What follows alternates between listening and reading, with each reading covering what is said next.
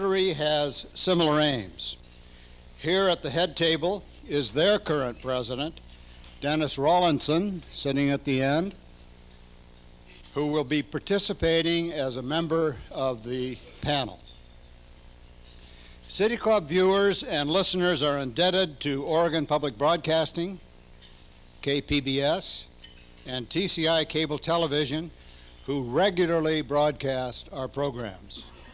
Let me extend a special thanks to KATU Television, which is broadcasting our program live today and rebroadcasting it on Sunday. This debate is a great way to introduce the new year. It will be followed by successive Friday forums featuring Beverly Stein, Chair of Multnomah County, Governor Kitzhaber speaking on the state of the state, and Vera Katz on the state of the city. We are always sensitive to audience reactions. Today, I hope it is unnecessary for me to urge that during the course of this debate, individual and collective partisanship should be accompanied by individual and collective outward dispassion. But on with the show.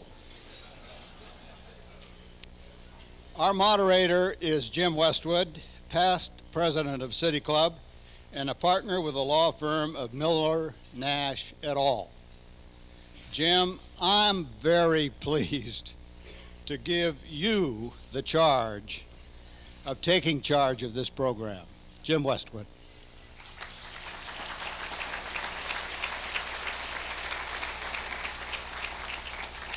Thanks, Don. The future of the city and the state of Oregon are close to the heart of the Portland City Club and the Portland Rotary Club, and thanks to them today, we have the opportunity to hear of the views, plans, and visions of the two major party candidates for United States Senate. Our program will have several sections, and this is the probably least interesting part of the whole thing today as I describe the ground rules, but I think it's important that we know what they are. First, each candidate will give a 5-minute opening statement.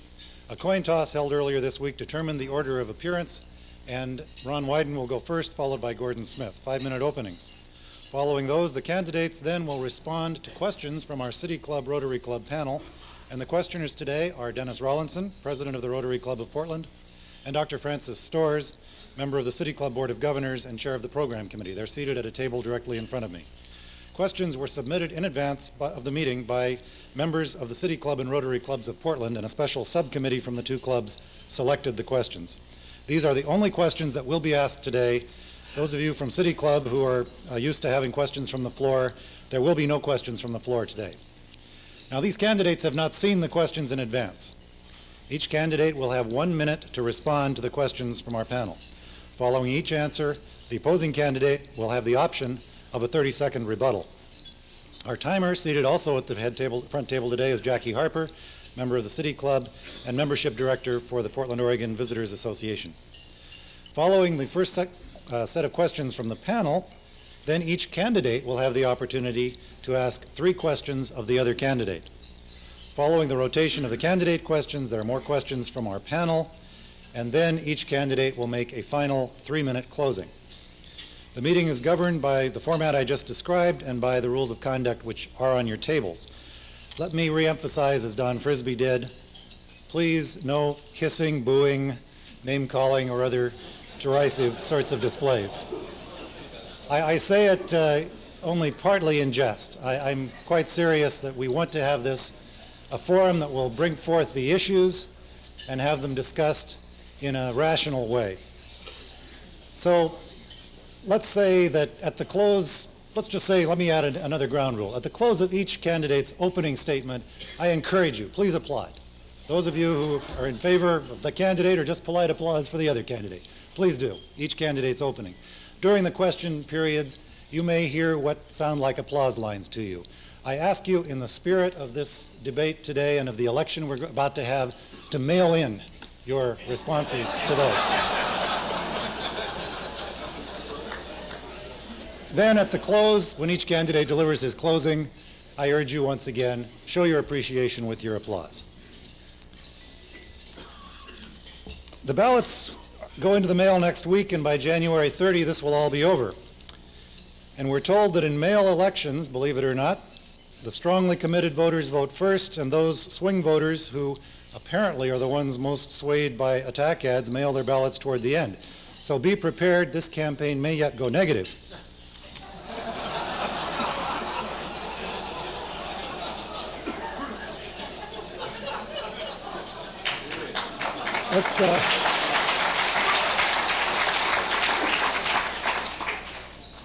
But seriously, meeting in today's debate are Ron Wyden, longtime congressman from Oregon's 3rd District, and Gordon Smith, state senator and president of the Oregon Senate.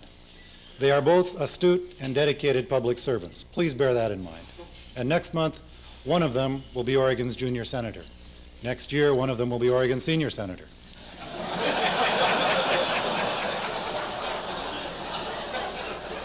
There's a lot riding on this. Political debate is an honored American tradition, so let's now enjoy it and learn more about the issues and the candidates. Mr. Wyden, I invite you to the podium for your opening statement.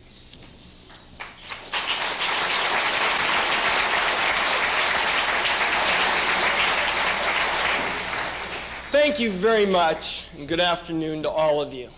I want to begin this afternoon by commending the Portland Police, the Special Emergency Team, the paramedics, and all of those who did such a wonderful job yesterday.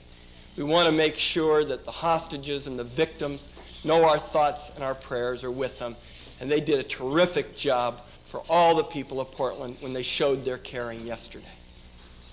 People ask me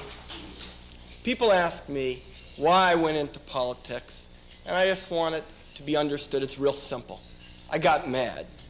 After I finished school in Eugene, I started a legal clinic for senior citizens. And older people came to me with shoeboxes full of worthless insurance policies, and I got angry. I was angry that the insurance companies were ripping them off. They were doing it without remorse. And I was angry at a system that let it happen. And soon I realized that the battle could only be won in the United States Congress. The day that my law passed to outlaw those rip-offs of our senior citizens was one of the proudest days of my life. That day, I saw that anger can create hope, and that our system can be used to work for all of us. In the 600 town meetings that I've held as a member of Congress, I've learned that Oregonians are mad about the same things that concern my family and me.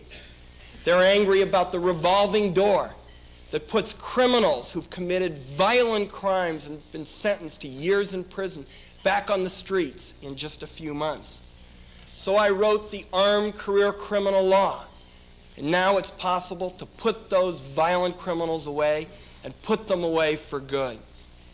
The people at those town hall meetings are angry that their tax dollars are being wasted.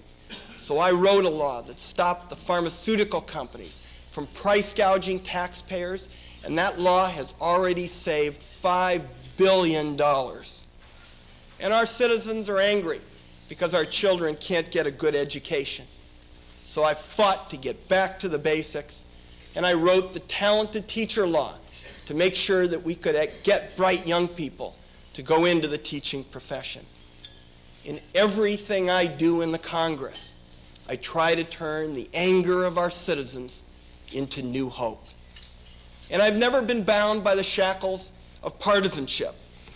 We're elected as Democrats and Republicans, but we serve as Americans. Now that's a bit about my past.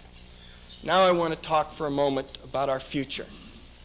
As your senator, I'll fight these cutbacks in Medicare. I'll fight the cuts in education. I'll stop the rollbacks in the environmental laws that are so important to our state. But I'm going to do more than tell you what I'm against. I want you to know today exactly what I'm for. I've put forward specific, innovative ideas that respond to the fundamental problems I hear across our state. And that problem is that our middle class is squeezed. They're squeezed between prices that are rising and incomes that just aren't keeping up. Our economy is lopsided today. A very few at the top do extremely well, but those workers very often get pink slips and their wages stagnate. Here's what I propose to do about it. First, as the Oregonian newspaper has noted, I am the only candidate in this Senate race who has proposed a detailed roadmap for balancing the federal budget. I do it with tough, fair cuts. Second, I propose to use private funds and fiber technology to bring the best educational opportunities to all Oregonians.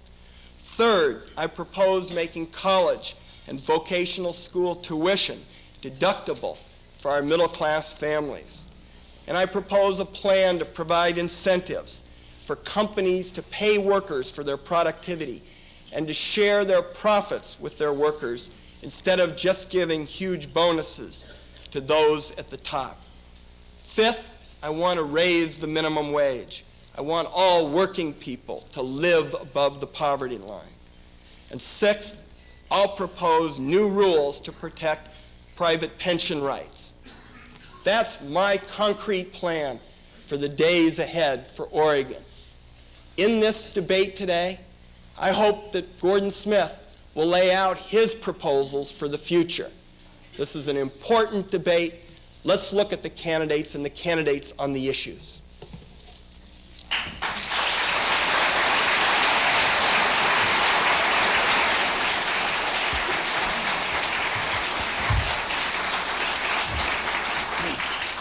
Mr. Smith, your opening statement. Thank you. The year was 1991, the month of September, and I was faced with a very real decision. I was trying to decide whether to get into public life. And I approached a friend of our families for many years by the name of Duff Sevier at the 1991 Pendleton Roundup. As I approached him, Duff Sevier is a saddle maker in Pendleton. He's an artisan of great renown. Prime ministers and presidents, kings and queens around the world ride his saddles. And I approached him and said, "Duffer, I'm thinking of running for the state senate. Dad's gone and I need your counsel. What do you think?" He thought for a second and kind of shuffled his boot in the dirt and said, "Well, Gordon, sounds like a great way to wreck a perfectly good life."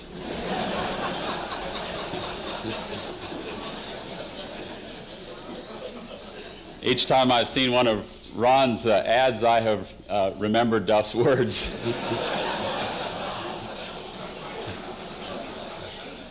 I recognized in getting into this that this was sometimes a contact experience. Nevertheless, I was born of goodly parents in Pendleton, Oregon, and raised through their example in word and deed to value the ethic of public service and to give public service. Indeed, my father, at an early age, I saw him work closely with President Eisenhower. And my mother is a Udall from Arizona. Morris and Stuart Udall are my cousins. And, they remind me a lot of Ron. They're great people, sometimes a little screwed up politically, but great people.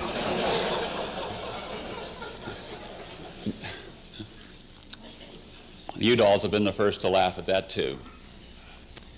But, ladies and gentlemen, I made the decision to get into public life because I wanted to make a difference. I've been taught that where you've been given much in life, you should give, and so I am trying to do. I believe that America is truly at a crossroads. I believe that the course and conduct of our federal government must change if we're to pass on as bright a torch to our children as we receive from our parents. As a businessman, I know something about what it takes to create jobs and turn the economy and pay taxes and all the things that help to make this the great state that it is. As a state senator, I come from a rural area of the country, of the state, where often they feel neglected and ignored. And I think I've been able to bring to the state senate a perspective that they have and to include them in one state. As the Senate President, I worked constructively with a Democratic governor to keep our promises to produce the very best state government we could with existing revenues and without raising taxes, while giving prioritized spending to fighting crime and to educating children. We did it in a way that put public policy ahead of politics, unlike what you're seeing in Washington today. In addition to that, I now run for the United States Senate because I believe that it is absolutely crucial to balance the federal budget. I am the only candidate in this race who has actually balanced a government budget. Ron speaks of the one that he proposed, but the Oregonian noted that it in fact did not balance. Ron has been in Congress for 15 years, has never voted for a balanced budget, and has voted against a balanced budget amendment 5 times. Ladies and gentlemen, we talk about a balanced budget in abstract terms, but what does it mean to you and to me? Nothing will do more good for you in real terms with real problems than balancing the federal books. It means lower interest rates. It means lower house payments, lower car payments. It means more job opportunities. It means things that will truly make a difference in your life. Ladies and gentlemen, in addition to that, I believe that if you want to help the middle class, you must do so by making the government take less so that working men and women can take home more. Ron Wyden has raised your taxes 16 times in 15 years. That's no way to help the working person. In addition, I will fight for real welfare reform that provides a hand up, not a handout. And I will do that kind of thing in a way that is true charity, that gives incentive and encourages independence and thrift. Ladies and gentlemen, finally, I will vote for term limits to establish and recreate the ethic of the citizen legislature in this country. I believe America's best days are ahead of us if we have the courage to settle for a cure instead of just the therapy of rhetoric. I ask for your support.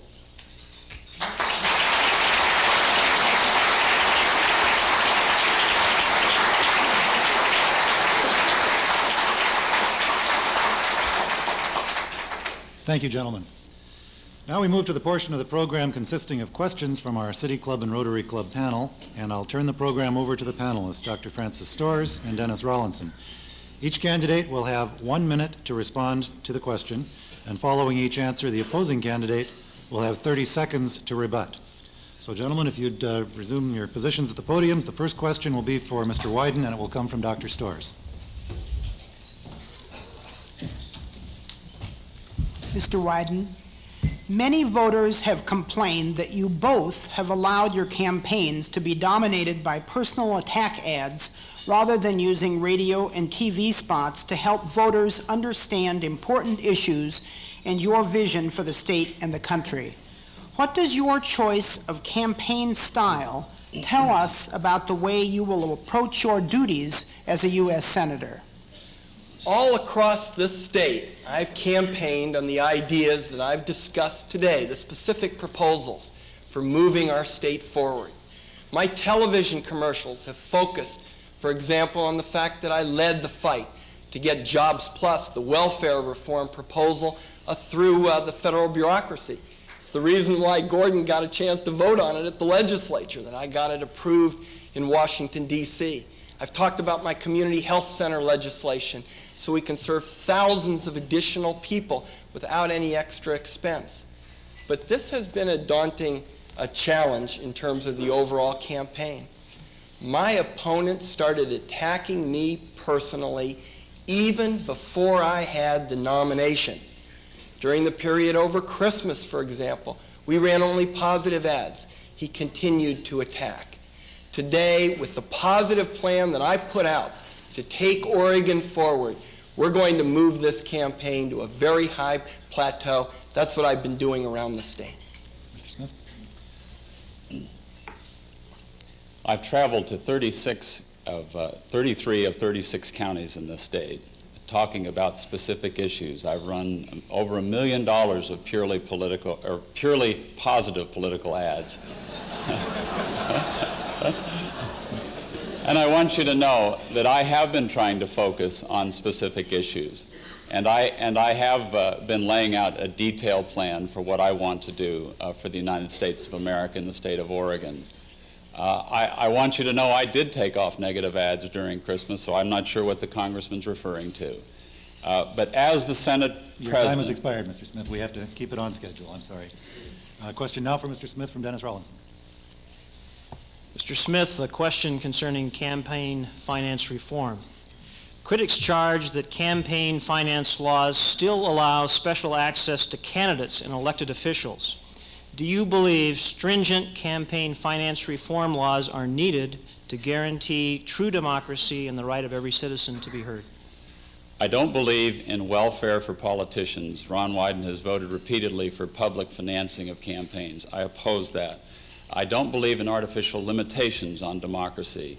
I do believe in term limits. Ron Wyden has voted against term limits 5 times, or 3 times, and I believe that that's wrong. I believe we need to return to the ethic of the citizen legislature. But Ron has said, let's drain the swamp. He has been swimming in that swamp now for 15 years. Peter DeFazio referred to him as the Donald Trump of special interests, holding hearings in the morning and going to fundraisers at night. That is the kind of thing that we have to change in Washington. I would like to go to change the culture of Washington. I believe Ron Wyden has become the culture of Washington. Mr. Wyden. The campaign finance system in this country is a disgrace, and it's getting to the point where only the wealthy are going to be able to participate. My opponent highlighted one of the major differences. I will support tough, fair limits on the overall amount of money that can be contributed to campaigns. He won't.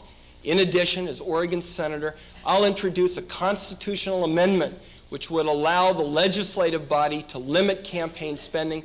I think that's the only way you're going to actually get campaign finance reform.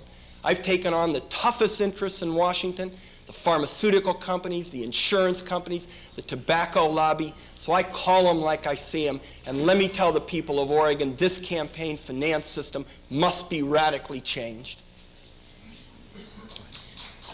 Mr. Wyden, do you support a balanced budget in 7 years? And if so, what points of agreement and disagreement do you have with the current proposals to achieve this goal? I support balancing the budget within 7 years. Oregonians have to balance their budget. The federal government should as well. I voted for the constitutional amendment to balance the budget offered this year by Congressman Wise. But what it would do is it would protect Social Security. My opponent thinks you ought to balance the budget while not protecting seniors, while not protecting the vulnerable. I think it's time to go after corporate welfare. I think it's time to go after these military spending boondoggles. I'd go after health care fraud. I wouldn't exempt a single part of the federal budget. In this race, after my opponent has spent thousands of dollars on TV commercials talking about a balanced budget, the Oregonians said, I'm the only candidate who's put out a detailed roadmap for balancing the budget. We do it with tough but fair cuts, and it means that people in Gordon Smith's income bracket are going to have to share some of the sacrifice too. The Oregonians said, Ron, that your budget did not balance. The fact of the matter is that you've been in Congress for, 15 years now, and you said to the Statesman Journal the other day that you and the Democrats blew it on the balanced budget. Frankly, I agree with you. You blew it. I think it's time to balance the budget and do more than just give rhetoric. When it comes to protecting seniors, my criticism of you, Congressman, is in the fact that you're the only one in this race who has voted to tax Social Security, who has voted to cut Medicare. And so for you to suggest that you can come here and say this continually here and go back there and vote differently, I think it's time we say elections are about accountability, and we're holding you accountable today. Mr. Smith, a question concerning the timber salvage rider. The timber salvage rider approved by Congress last summer has been interpreted as allowing a massive expansion of the number of old-growth stands to be clear-cut. Would you support legislation that restricts that effect? No, I would not. This is a law that was passed by Congress and signed by the President of the United States. President Clinton came to this city and established Option 9. These sales relate to existing contracts that the United States has with private interests. The fact of the matter is, in my area of this state, we have millions of acres of dead and dying timber that if they are not salvaged, they will not be used constructively to employ people, but in fact will be the fodder for a catastrophic fire that has the potential to sterilize the ground and render the earth useless to people or endangered species. And so I support the law that was passed by the Congress and signed by the President. I believe that the timber salvage rider is essentially being used as a Trojan horse to cut healthy trees on the west side. I too support making sure that it's possible to salvage dead and dying fiber on the east side. Congressman DeFazio and I have teamed up to work with the Clinton administration to fix the salvage rider to do that. But we need old growth today. We need it tomorrow. We need timber jobs today. We need them tomorrow. The salvage rider isn't balanced. It's again an example of the extreme environmental policies coming out of Washington, D.C. That rider needs to be changed. Mr. Wyden, in America today, gays and lesbians are denied many of the legal rights accorded married heterosexuals, from family hospital visitation rules to property rights. What is your position on federal gay rights legislation? I believe that gays deserve the right to be treated just like every other person in our country. This is a major difference of opinion between Mr. Smith and I. He said recently that discrimination in housing was okay with him. I believe that nobody is free unless everybody is free. My parents fled Nazi Germany because they wanted to come to the most special place on earth, the place where freedom meant everything. Those who are gay deserve the same rights as everyone else, and you bet I'll support that legislation to ensure that they're treated equally. Ladies and gentlemen, I do not believe in discrimination. I have rejected the agendas on the right and the left. Mr. Wyden has not. But I believe that current law, vigorously enforced, provide all of us rights under the Constitution that can be protected. I do not believe that a new category of sexual orientation should be established as the equal of race, religion, and gender under law.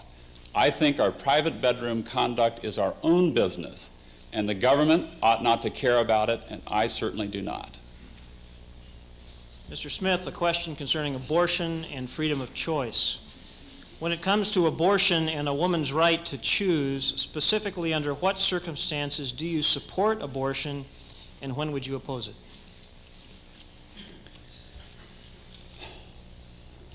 Ladies and gentlemen, when I go home at night, I go home to 3 adopted children. That experience has led me to a position of personal conscience, whereby I oppose abortion, except in circumstances of rape, incest, and to protect a mother's life. I have not made this issue the focus of my campaign because it will not be the focus of my service in the United States Senate. I will never impose a single issue litmus test for determining judicial fitness on nominees to the United States Supreme Court. But to the limited degree that issues relating to this central issue come up, I will evaluate them carefully with sensitivity, and I will vote my conscience. I support a woman's right of free choice on this essential health matter. And I believe there's a certain irony in the fact that Mr. Smith is always talking about smaller government, how he wants less intrusive government, and yet he wants to put government bureaucrats into the business of making these health decisions for women. In fact, he supported the Oregon Citizens Alliance efforts with respect to restricting a woman's right of free choice. I think this is a matter for a woman in her private decision-making. I believe the government ought to stay out. Mr. Wyden, there is a concern expressed about the burden of governmental regulation and unnecessary federal agencies. What do you believe is the proper role of government regulation in the United States economy, and what federal agencies, if any, should be reduced or eliminated?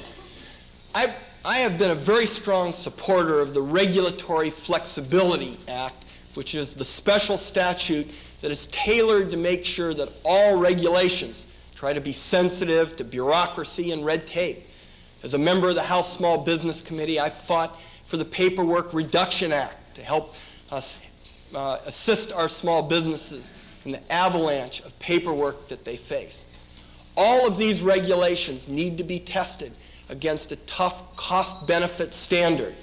They need to be weighed to assure that they really do address health and safety and public goals, and they always need to be measured so as to reduce bureaucracy and red tape. By supporting specific legislation in the Congress, I've done that.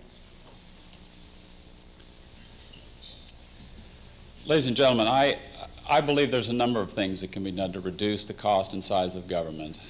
I believe the Department of Education could be folded back into the Department of Health, Education, and Welfare as it once was. I believe that local education is the best way to educate a child with a local school board, a parent, a teacher, reduce class sizes, and a focus on fundamentals. I believe that the Commerce Department, many of its functions could be eliminated. I don't believe in central planning. I believe in the marketplace. And I think what essential functions it does have could be folded into other departments. Mr. Smith, a question concerning obscene material and censorship. With all the growth in computer online services, there is also a growing dissemination of obscene or explicit material, some of it targeted to children. Do you believe there is a need for federal regulation preventing children from accessing this material on their home computers? Yes, I do. I believe that hardcore obscenity and child pornography ought not be protected under either the United States Constitution, which they are not, nor under the Oregon Constitution, which too often they are. I, in fact, have proposed and written and referred to the voters with the help of the legislature a referral I hope you will vote on in the affirmative this coming November. But I think we need to do more than just give lip service to protecting women and children against domestic and societal violence. This is one of the root causes of it. And if we do care, let's not continue to just create new government programs. Let's find a way to get at one of the root causes and help women and children against this kind of abuse and violence. Lily Wyden is 6 and Adam Wyden's 11, and on the internet they have found their way into some chat rooms that make their middle-aged parents cringe. So let me make it very clear. I oppose, like Mr. Smith, the filth that comes over the internet. The question is, what's the best way to deal with it? And believe it or not, I've teamed up with Newt Gingrich's chief lieutenant to find ways to use software to block the smut and the pornography off the internet, rather than setting up the kind of big government censorship program that my opponent wants. It's a question of what's the best way to get the job done. He favors government, I favor the private sector. I didn't know that's what I favored. Dr. Storrs, but I commend the congressman for his efforts. See, Ron, I'm not saying you did everything wrong, just some things. Mr. Wyden, with the AIDS crisis continuing, how do you stand on more federal resources being invested in finding an HIV vaccine and a cure? I think it is terribly important that we accelerate the effort to find a cure and find those vaccines. I've led the effort in the Congress to stop price gouging in some of the AIDS drugs like AZT. Right now, some of the new research involving gene therapy is showing very great promise. I believe we ought to move forward with that research. I believe that the cuts now in the federal budget in the research field generally are going to hinder our ability to attack AIDS and other dread diseases. I believe we ought to support that research, go after some of the corporate welfare, that Mr. Smith has been supporting both in the campaign and in the legislature. Well, Mr. Wyden, there's a corporate welfare bill in the state legislature. I don't know whether you've checked, but I voted no this year, and so I appreciate you representing my record accurately. But let me say, on where Ron is going with this, I agree with him. Wouldn't you like to see politicians, when they agree with each other, to just admit it? I support additional funding to fight AIDS. This is a plague in our society, and as a United States Senator, I'll do my level best to help to find a cure to AIDS by supporting appropriations that get us further down this trail. A final question for Mr. Smith from Mr. Rollinson, so we can stay on schedule. Mr. Smith, welfare reform. What is your position on welfare reform, and how will federal block grants affect existing programs in Oregon?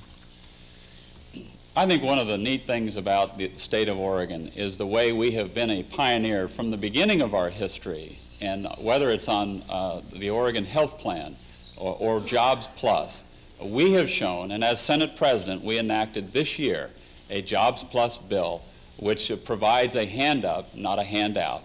It puts strict time limits of 2 years, and after 2 years, a recipient must either be in training for a job or have a job.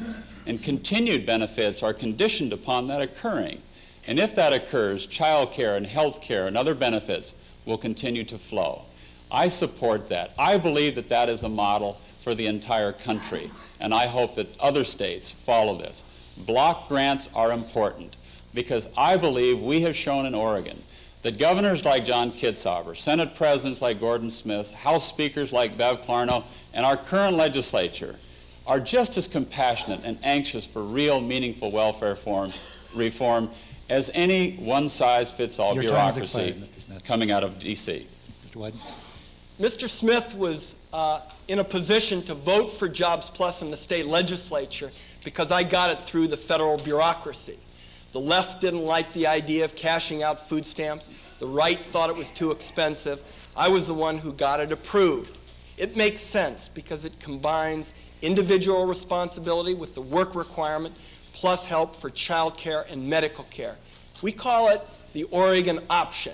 It's not running things from Washington, D.C. It's just not turning things back to the states without accountability. It's making sure we get people served in a way that's cost effective. Thank you, gentlemen. That ends the questions from our panel for the moment anyway. And we'll move on now to the debate portion, if you want to think of it as more direct debate. During this portion of the program, each candidate will ask 3 questions of the other. Questions must be asked in 30 seconds by each questioner. The person answering will have 1 minute to respond, and then the person who asked the question will have the option of a 30-second rebuttal. And we'll alternate between the candidates and begin with Mr. Wyden with a question for Mr. Smith. Mr. Smith, you have endorsed Newt Gingrich's Medicare cut of $226 billion. You've supported slashing other programs for vulnerable Americans. It seems that the brunt of your approach to the budget falls on the back of working families, seniors, and the vulnerable. What specific changes would you support that affect people in your income bracket so that they too also have to be part of this effort to balance the budget, but to do it fairly? Well, Ron, you've been raising taxes on pretty much everybody. I don't assume you would exempt me from that. Ladies and gentlemen, when it comes to Medicare, my commitment is this. I will help to save it from bankruptcy. Ron Wyden has participated in creating a system that by President Clinton's estimate will begin to go bankrupt, not in 2002, but next year. Now, this campaign of fear, fantasy, and fiction that you see coming out of the White House and Mr. Wyden to scare seniors is appalling, because the President himself proposed a program less generous than the one now before the Congress.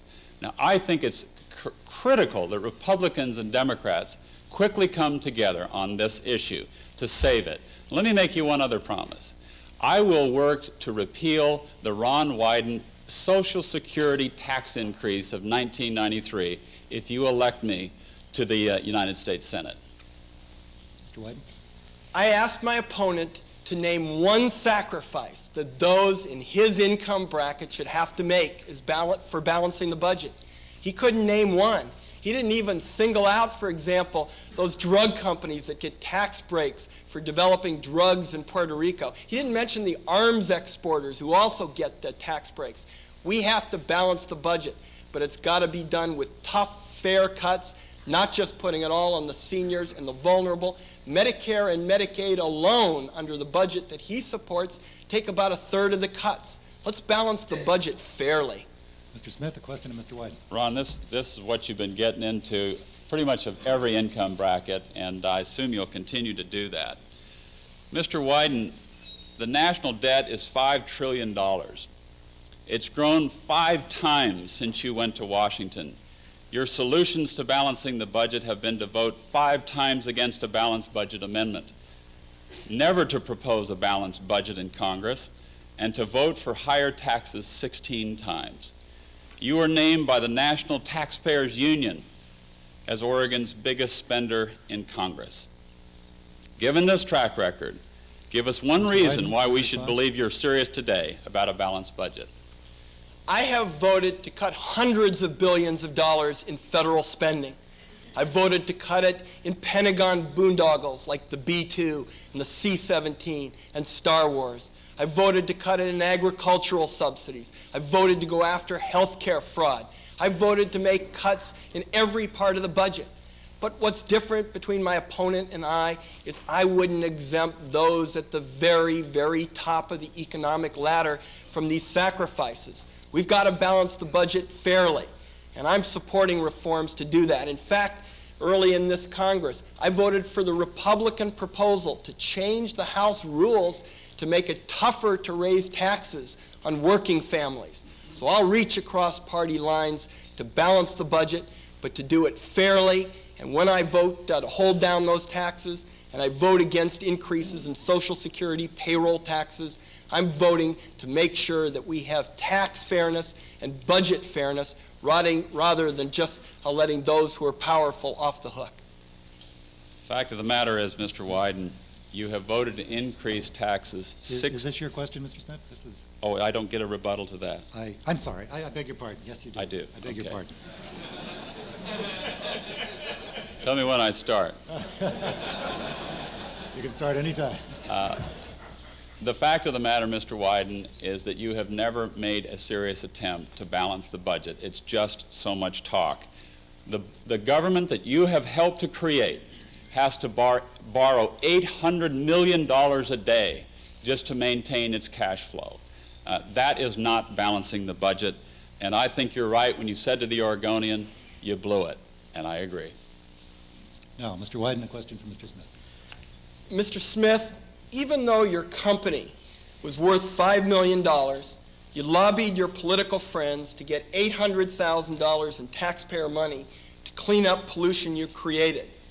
Today, you now pay yourself $1,000 an hour, and you have spent millions of dollars of your own money on this campaign. Isn't it time to give that $800,000 back to the taxpayers? Mr. Wyden, I'll make you a deal. I'll meet you at a place of your choosing, and I will have a check to the state of Oregon for the grant my company received. We'll meet tomorrow. If you will give back $187,000 in honoraria that you took from special interests to line your pockets. Please, no applause.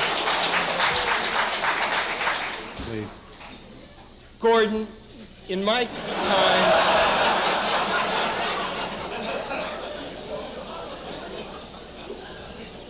time, in the Congress, no one, Democrat or Republican, has ever before you questioned my honesty, my integrity, and my ethics. You're the very first. And let me make it clear that if you hadn't bought that $1 million golf putter, you'd have had the money to pay the people of Oregon back. Please. Let me please remind you all to sit on your hands. And now, Mr. Smith, a question for Mr. Wyden. I didn't get an answer to the deal. Ron, you've served in Washington for 15 years. In that time, Congress has raised its pay in the middle of the night. Special interest money dominates the halls of Congress, and your taxpayer-financed pension has grown to $1.5 million. You could buy a golf club with that, Mr. Wyden.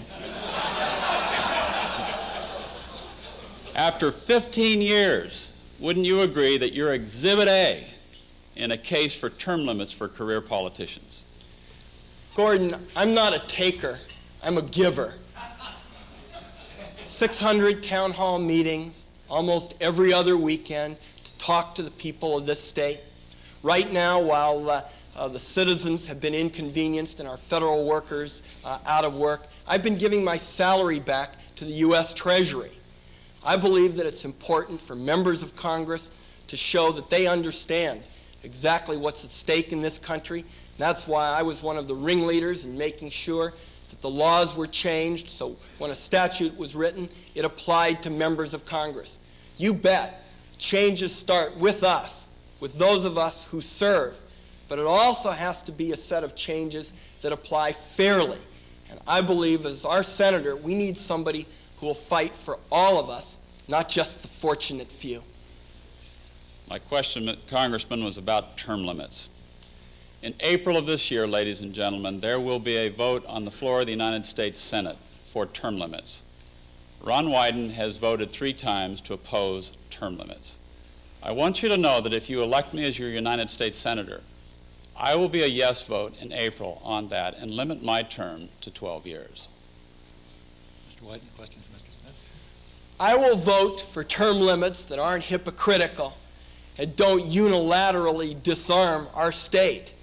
You know, my opponent's been all over the map on this issue. This is your question period, Mr. Wyden. I'm sorry. It's not a rebuttal? No. All right. Let's give them the extra time. I submitted a plan that balanced the budget in 7 years that protects Medicare. Mr. Smith, why are you proposing to cut Medicare $136 billion more than is necessary to keep the program solvent, $136 billion more than is necessary to balance the budget?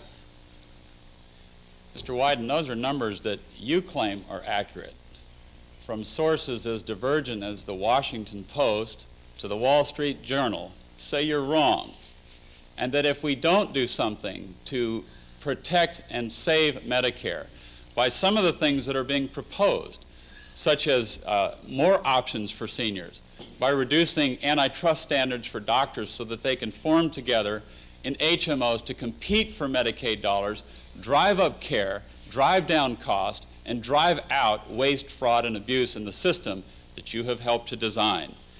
I'm committed to saving Medicare from bankruptcy. And again, I repeat my pledge. I will also help seniors in this way. I will fight for the 43,000 Oregonians whose Social Security taxes went up because of Mr. Wyden's swing vote in 1993 for the Social Security tax increase, the largest tax increase on all of us in the history of this country. The Medicare proposal that Mr. Smith supports is going to hit our state like a wrecking ball. Even his own hospital in his hometown is going to be pushed into the red. Now, the fact is that the Medicare trustees, those objective individuals who watch the future of the program, say only $90 billion is needed. I have a plan. My opponent has no plan. But the one thing we know about him on the budget is that he supports Newt Gingrich's $226 billion reduction in Medicare spending, and that will clobber the people of our state. We'll return to our panel for a final round of questions, and we begin with a question from Dennis Rawlinson for Mr. Wyden. Mr. Wyden, perhaps a more neutral question concerning deployment of U.S. troops overseas. Please define your criteria for when it is appropriate to send U.S. troops overseas. How would you apply that criteria to the recent developments in the Persian Gulf, Somalia, and Bosnia? Well, I have been particularly opposed to the deployment of the troops in Bosnia. I don't believe that serves the national interest. My view with respect to deploying troops is you have to look to some fundamental principles. First, is it truly in the country's national security interest? Second, are our allies doing their fair share? Third, is it something that the American people have been able to participate in as part of the discussion about where our foreign policy is headed? Those three principles would form the core of my views as a United States Senator with respect to deploying troops overseas. How much time do I have on that? You have 30 seconds. I don't disagree with the standards that Congressman Wyden just outlined for deploying troops, so I won't repeat them. Let me indicate to you my opposition, though, to sending troops to Bosnia. What the President has done is violated the standards that Ron and I apparently both agree on. He has not involved the American public. The American public does not support this, and the President is trying to find a new role for NATO. And he is taking American men and women and putting them in the midst of a civil war that has raged for centuries over ethnic and religious reasons. And I pray now that President Clinton is right, because if he's not, American women, men and women will be bullseyes in this circumstance. Mr. Smith, a question from you for, I'm sorry, for Dr. Storrs, a question from you for Mr. Smith. Mr. Smith, if you were in the Senate today, what course of action would you propose specifically to resolve the federal budget impasse, the impasse? I would do what I did in the city of Salem. I sat down with John Kitzhaber at the beginning of the session, and we laid out things that he had to have and things that I had to have. And we agreed right up front what was in good public policy and what was not. We agreed that we wouldn't raise taxes, and we did not. We agreed that we would give emphasis to spending money for schools and to fight crimes as directed by the voters of the state of Oregon. We agreed that we would lower the levels of partisanship and put good public policy ahead of that. And we did. And Oregon is better off than it was before we went there. And I think, ladies and gentlemen, it is that spirit that puts public policy ahead of politics that is sorely needed. Because in my opinion, good public policy is good politics. Mr. Wyden. In Washington, D.C., and a short-term budget deal I understand was reached a few minutes before we started meeting, needs to revolve around two principles now. The Republicans are going to have to roll back that tax cut. Until we get the budget balanced, that's going to have to be set aside. Democrats are going to have to accept a 7-year balanced budget proposal. I've offered one. As the Oregonian has noted, I'm the only candidate in this race who has. Gentlemen, thank you again. Now we move to the final portion of this program, closing statements from each candidate. These statements will be 3 minutes in length each.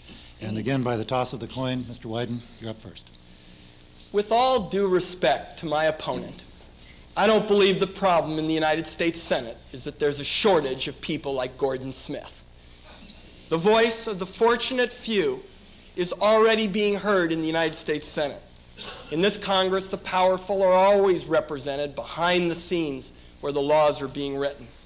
I'm convinced that a lot of these new laws, particularly the environmental laws, threaten our health and safety and hinder the ability of many working Oregonians to get ahead. In the United States Senate, I'll be a voice for working families by moving to increase the minimum wage and rewarding companies that share prosperous times with their employees. I'll be a voice for the seniors by fighting the cuts to Medicare that my opponent supports. I'll be a voice for children by demanding that our public schools be the best in the world and ensuring that every qualified Oregon youngster can go to college. And to do that, I'll support making college and vocational education tax deductible. I want to be a voice for the many Oregonians who are losing hope, who feel that they can't find their way out of poverty, who believe that their children's economic future won't be brighter than theirs, who feel abandoned by a system that serves the fortunate few. To be that voice, you need a positive plan of action. At the beginning of this program, I laid it out, step by step. I asked my opponent today to put out his plan, his ideas, his proposals. What you essentially got back was largely Newt Gingrich's contract with America. There's so much at stake in this election. Our environment, which is under assault by extremists in the United States Congress, our economic future, our personal freedoms, our very Oregon spirit. I believe that we need somebody who can heal the divisions in our state, who can bring together urban and rural, Republican and Democrat, gays and straights, and let our state move forward in the Oregon spirit. I'm not going to be one who walks away from the cynicism that so many of our citizens are frustrated by. I'll respond to them and show them that that anger can be new hope again. I've said it before, and I'll say it again. I'll work with anyone, anywhere, who can help the people of Oregon, but I'll fight anyone, anytime, who threatens Oregon values and the Oregon spirit. I'd like to close by asking all Oregonians, Democrats, Republicans, Independents, those of all political persuasions, to join me in this fight to protect the Oregon way.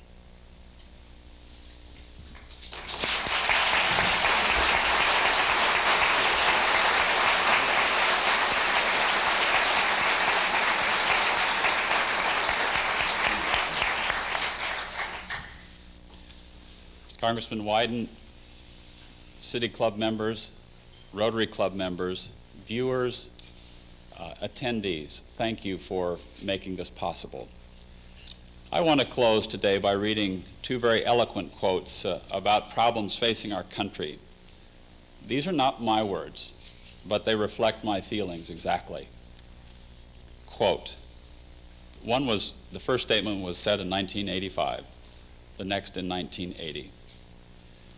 Quote, I think Americans consider the federal deficit as toxic as any of the chemical waste sites, and they want something done about it, and they want something done about it now. Secondly, I oppose any increases in the national debt. We must balance the budget. Ron Wyden made those two statements. He made the latter one when he ran against Congressman Duncan in 1980, and he was right when he made it. But under his leadership, under his judgment, he has felt to add $3.7 trillion to the national debt. I think Ron Wyden lost his way. And I think it's time not to fall for just rhetoric again. I think it's critical that we face up to the tough decisions that will have to be made to balance the federal budget. Now, I talked earlier about what it meant to you and I in real terms in your household and in your wallets. But let me end with an experience that I had recently. I was invited to come to the St. Thomas More School in Portland. They invited me to go from class to class and to talk to the children, ranging from kindergarten to junior high. As I looked into their faces and talked to them, they were full of hope and trust and promise. And I understood for the first time, really, why we must balance the federal books and why Ron Wyden will not, apparently.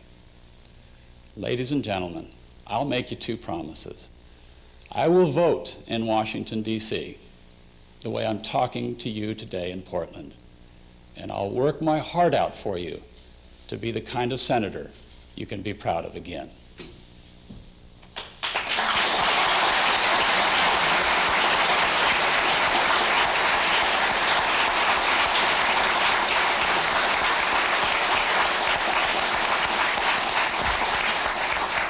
We've seen again today why political debate is such an honored institution in the United States. Please go forth and vote and help the winner work for Oregon. Thank you, gentlemen, both.